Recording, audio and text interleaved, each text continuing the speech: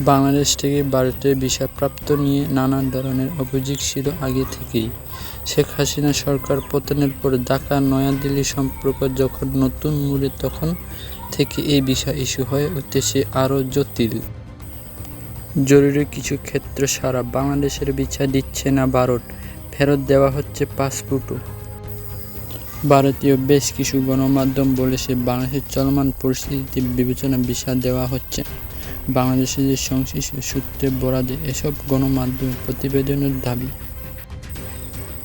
ঢাকার পরিস্থিতি স্বাভাবিক না হওয়া পর্যন্ত ভিসা কার্যক্রমও স্বাভাবিক হবে না।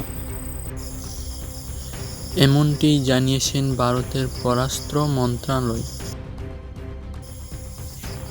বলা হচ্ছে, ঢাকায় ভারতীয় হাইকমিশনের কিছু হুমকিমূলক ইমেল সহ প্রতিবাদ করা শব্দের ইমেল পাঠানো পাসপোর্ট ফেরত দেওয়ার সিদ্ধান্ত নিয়েছে ভারত সরকার। সূত্র ভারতীয় গণমাধ্যম কর্মী।